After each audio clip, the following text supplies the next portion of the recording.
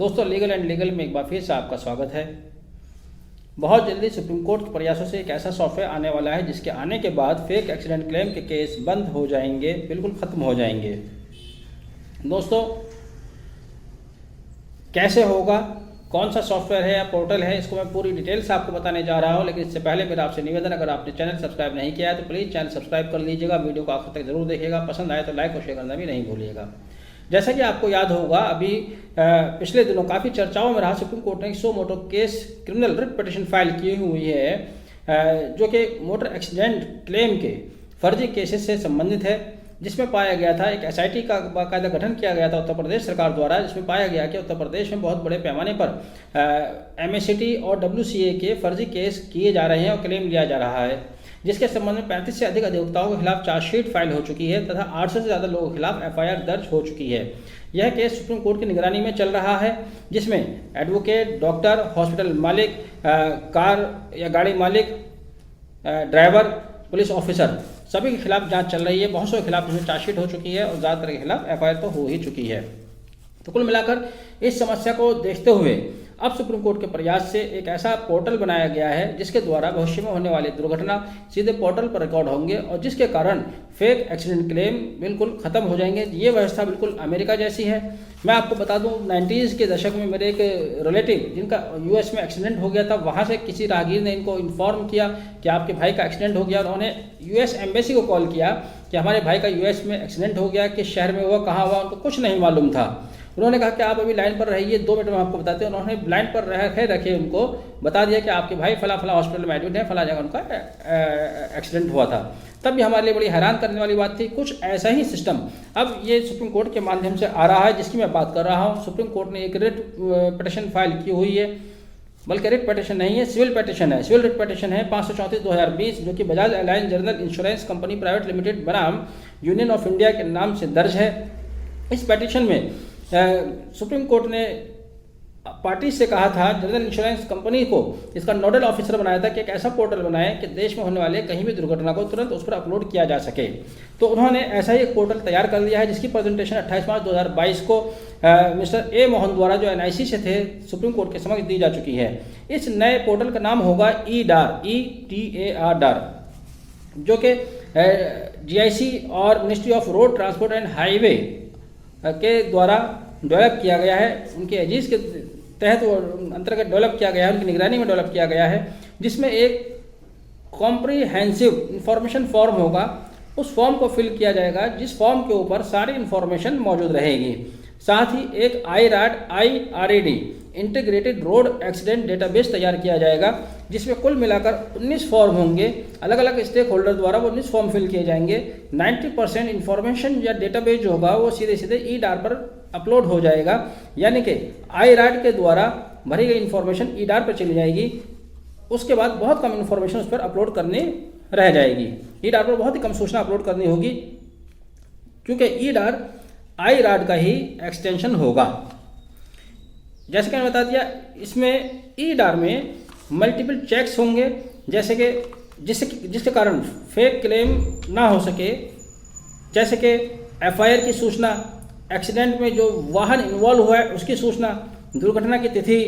यह पोर्टल दूसरे सरकारी पोर्टल जैसे ई-वाहन, ई-सारथी से भी लिंक होगा। जैसे ही कोई दुर्घटना घटेगी, तुरंत उस गाड़ी की इंफॉर्मेशन भी वहाँ से कलेक्ट कर ली जाएगी, ई-वाहन या ई-सारथी से। ड्राइवर का नाम, ड्राइवर का एड्रेस, ड्राइवर का लाइसेंस के बारे में सूचना, उसके पास वैलिड लाइसेंस है या नहीं है, गाड़ी इंश्योर्ड है, ये सारी सूचनाएं रजिस्टर्ड है या नहीं, ये सारी सूचनाएं ई पोर्टल पर तुरंत उपलब्ध हो जाएंगी। जैसा कि मैंने बताया कि विभिन्न स्टेक होल्डर्स को कुल मिलाकर 19 फॉर्म फिल करने हैं तथा सभी सूचनाएं CIF में इकट्ठी हो जाएंगी। तो आप एक CIF निकालेंगे, जैसे ही CIF जनरेट होगा उस पर सारी इंफॉर्मेशन आ जाएंगी। साथ ही एक जियो टैगिंग भी की जाएगी। जियो टैगिंग से जिस स्थान पर दुर्घटना घटी है, क्योंकि आजकल वाहनों में होने लगा है, फिर ये कंपलसरी हो जाएगा हर वाहन में। जब जियो टैगिंग होगी तो हर उस दुर्घटना का तुरंत सूचना संबंधित आयु के पास पहुंच जाएगा। जो भी आसपास का थाना होगा, उसका जो भी इंस्पेक्टर होगा या जो भी अधिकारी होगा, उसके पास फौरन उसकी लोकेशन पहुंच जाएगी और वह EDAR से मिली इस सूचना के आधार पर, क्योंकि उस पर मैप भी होगा, जियो टैगिंग भी होगी, वह घटना स्थल पर पहुंच जाएगा। यदि वह घटनास्थल पर नहीं पहुंच पाता है तब इसकी सूचना भी तुरंत रिफ्लेक्ट होकर पोर्टल पर अपीयर हो जाएगी। खास बात यह है कि अगर इंटरनेट फैसिलिटी नहीं है, चूंकि एक्सीडेंट जरूरी नहीं कि शहरी क्षेत्र में होंगे, जंगलों में होते हैं या पहाड़ों में भी हो जाते हैं, दूर सुदूर के इलाकों में हो जाते हैं, तो वहाँ पर पता चला कि बहुत सी बार इंटरनेट फैसिलिटी नहीं है। ये भी कहा गया है कि इस पोर्टल पर जो सूचनाएं अपलोड की जाएंगी उसके लिए इंटरनेट की जरूरत नहीं होगी। बिना इंटरनेट के भी एक्सीडेंट की फोटो, वीडियो, क्षतिग्रस्त वाहन, दुर्घटनाग्रस्त वाहन, चश्मदीद गवाह, इनकी सूचनाएं तुरंत मोबाइल के द्वारा अपलोड की जा सकती हैं। उच्च अधिकारियों द्वारा इन सूचनाओं का विश्लेषण किया जाएगा, रिपोर्टिंग की जाएगी, फोरकास्टिंग की जाएगी और फिर डिसीजन मेकिंग लेंगे। इसके अलावा एक और ख़ास बात, हर राज्य के पुलिस विभाग द्वारा एक इंजीनियर जो कि PWD से होगा या लोकल बॉडी से होगा उसको दुर्घटना स्थल पर भेजा जाएगा। वो इंजीनियर वहाँ जाकर रोड की डिज़ाइनिंग के बारे में रिपोर्ट देगा, किन कारणों से दुर्घटना हुई, अगर रोड में कोई कमी है तो उसके बारे में अपनी रिपोर्ट देगा ताकि उसको सुधारा जा सके। वो सूचनाएं इकट्ठी की जाएंगी। अभी तक मैं आपको बता दूं 24 राज्यों द्वारा डेटा अपलोड किया जा चुका है। और सबसे खास बात जो इस ई-राट और इस पोर्टल की है, ई-डार पोर्टल की जो सबसे खास उद्देश्य है वो उद्देश्य ये है कि सरकार चाहती है, ऑनरेबल सुप्रीम कोर्ट चाहता है कि मोटर एक्सीडेंट क्लेम के केस कम से कम न्यायालयों तक आएँ, क्योंकि जैसे ही दुर्घटना घटी और इस एडवांस टेक्नोलॉजी के माध्यम से सारी इन्फॉर्मेशन सभी स्टेक होल्डर्स पर आ गई, पुलिस के पास आ गई, इंश्योरेंस कंपनी के पास आ गई, जिनके एक्सीडेंट हो रहे हैं उनके पास चली जाएंगी, जिनकी गाड़ी है उनके पास चली जाएगी, जिसकी गाड़ी के द्वारा उसके पास चली जाएंगी, तब यहाँ पर एविडेंस का बहुत बड़ा इश्यू नहीं रहेगा। तो न्यायालय चाहता है कि ज़्यादा से ज़्यादा केस वहीं पर कोर्ट के बाहर निपटा लिए जाएँ, यानी कि अब MACT के बहुत कम केस न्यायालय तक, ट्राइब्यूनल तक पहुंचेंगे। यही सुप्रीम कोर्ट की असल मंशा है कि MACT के केसेस में फेक केस ना आए, फर्जी केसों को रोका जाए।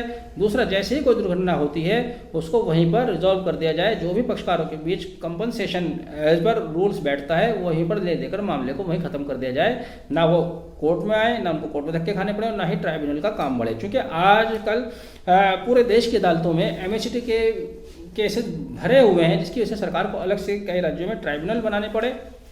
बहरहाल नया सिस्टम है, एडवांस टेक्नोलॉजी का फ़ायदा है, इसका फ़ायदा उठाया जाएगा, जो भी है सबके लिए है, फ़ायदेमंद है। मैं समझता हूँ कि आने वाले दिनों में एक्सीडेंट के कारण, एक्सीडेंट के बाद जो परेशानियाँ पक्षकारों को उठानी पड़ती थीं, गाड़ी मालिक को ढूंढना, फिर उसको नोटिस भेजना, उसको समन तामील कराना, इंश्योरेंस कंपनी को तलब कराना, इन सारी चीज़ों से छुटकारा मिल जाएगा।